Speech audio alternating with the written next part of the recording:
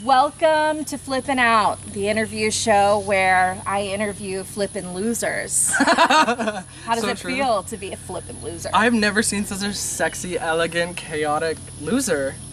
And that's talking about my own reflection. Sure. When I got voted out, I flipped a table and it made me feel really good. So I wanted to provide you with the same gift. Here's a small table. Would you like to flip it? Yeah, I want my Teresa Giudice moment. Here it is. Here it is. Just don't hurt anybody. Like dainty little.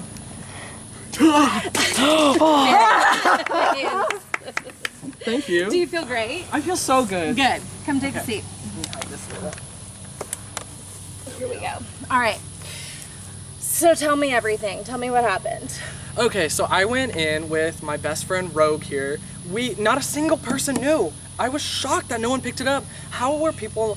That's something I just have to point out. I don't understand how people weren't asking more questions about the people who did know each other.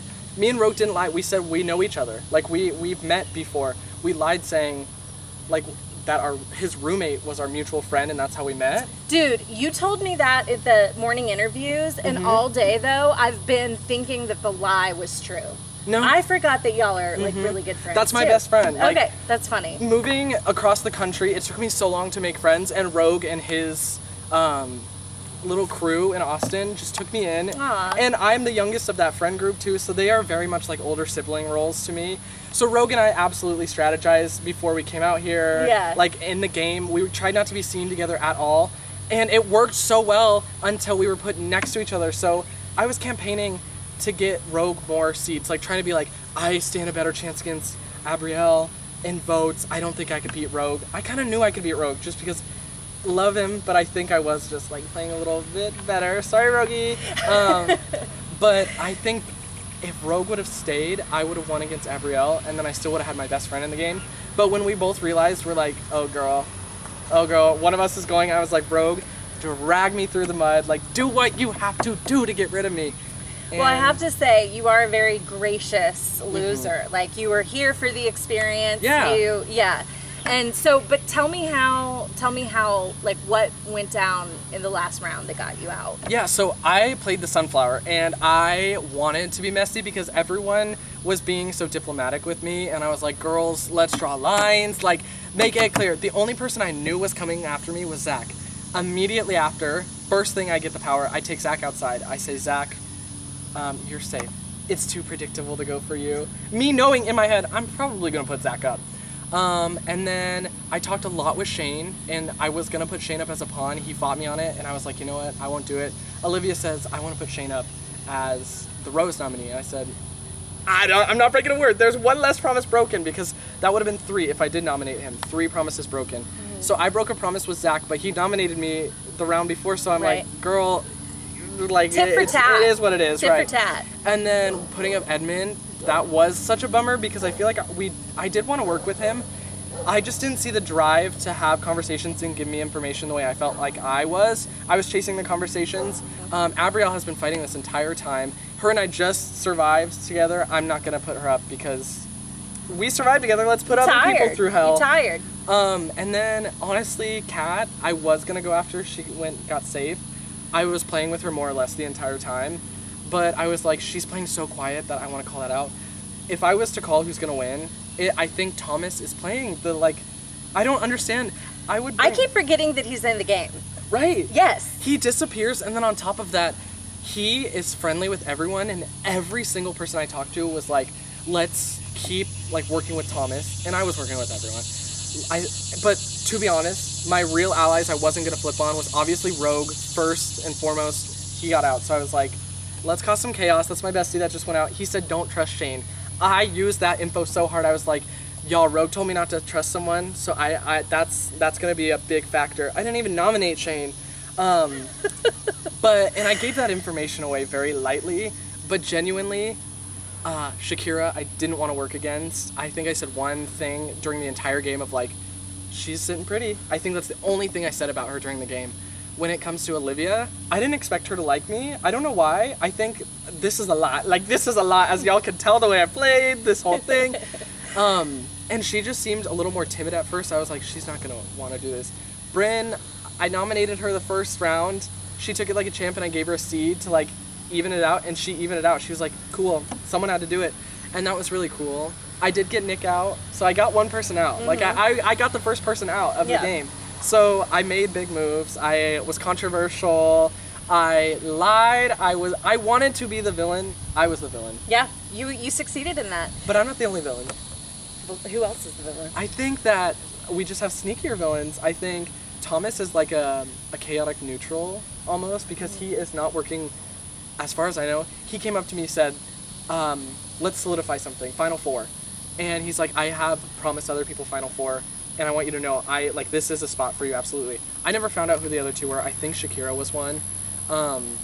So I think he's just a chaotic neutral in the sense that he is like a quiet villain, or almost like a black horse or an underdog, whatever that saying is. I just don't think people understand that he's playing smarter than them. And then I kind of hope Edmund has a really cool villain arc where he like absolutely dominates, because he said it when he had the Moonflower, and he said it right there. People aren't talking to me unless I have power, and even when I have power, no one's really giving me anything to work with. So I'll be honest, even though he just voted me out, no one knew he had that many seeds. Edmund is playing a really good game. I think he's not really on people's radars. Zach's in danger. Shane's in danger. I think people should keep them around because shields. Yeah. Something to use. Yeah. So, so do you think that it's going to be Thomas or Edmund? I think if I was to call like who I think is going to make to the final three, I think Shakira.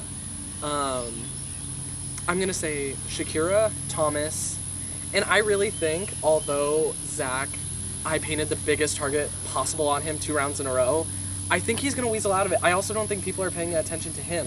They're paying attention to like repeat people who have just been a name out there, and that's kind of why I just was like, even though I'm on the block last round, I still want to throw his name as hard as I can, so 1, people don't think I'm coming for them, and 2, so people like wake up. I don't know, I think that a lot of people are playing really smart games, and I'm like, I can't be mad. Right. I played messy on purpose because I was like, maybe it'll reshuffle. I want to see these smart people squirm and like be nervous around me, and they were, and I got that, and now I'm going to say, in the spirit of Greenhouse, I would say I planted a poison seed. Like, I think I did on my way out. Any regrets? I probably, going back, wouldn't have been so power drunk. Like, you guys are gonna see, like, in the videos, I was like, I'm drunk with power. I'm not thinking the next round. I'm not thinking about things that people could buy. But maybe I would have played that a little, like, actually cleaner, logical, and not made promises. But I think for my first time coming out here and playing Greenhouse, I don't know these people. I was like, you know what? If I am already at this point where I'm like, I don't really think I'm fitting into, like, really solid connections, I just want to be funny on the way out. Like, I just want to be goofy, funny, and, like, make a good show. That's exactly how I was when I played, too. And I got that vibe watching you. Yeah. I also told everyone, I haven't seen the show, I said I watched the rules. Although Taylor knew I watched a good chunk of season 2. I watched rule books. I've watched, like, 20-something seasons of Survivor, Big Brother, The Challenge. I love, like, reality TV is, like, my thing. I love it. And it's crazy that I got to meet Taylor, who also is in that realm in a different way. Yeah, that's awesome that you got to play this game. Yeah, I'm so excited. It was so much fun. And if they need like a heroes versus villains season, I'm sure. Just know, if you end up on that, I feel like you weren't a villain. I came across as one. Even I just had no idea what I was doing. Honestly, like, and watching it back, I'm like, yes, that is what happened. I had no idea what I was doing, and people were legitimately like, there's no way she can be this bad at this. They were like on you. Yeah, they were like, there's no way, like, this is her strategy. I was like, strategy? What? And you were like, no, legit. Like legitimately, I'm bad at this. Yeah. I love that. I came in lying. I was going to lie about my job too, but I was like, whatever, it's social media. It's not like that's like a crazy thing. Right. But I said I don't watch reality TV. I was like, I watch like The Real World and Jersey Shore, like not competition shows. Oh, I've never seen any of the Greenhouse at all. I just wanted to come in and people not know who I am, not understand it, and get the personality, but not really know what's going on up here. Right. And that was my downfall, was being so unpredictable, but it was so much fun. Good. Well, let's head back to the house, shall we? Now you can relax. I mean, I won't. I'm just going to disappear into the ether. Okay. I'm just actually, maybe just over here. But yeah. Can we see that? Oh, yeah. I'm just going to... Just walk into the pond. I'm just too shameful. I'm just like, I'm just gonna head out this way. That's cool. Are you okay? Yep. Okay.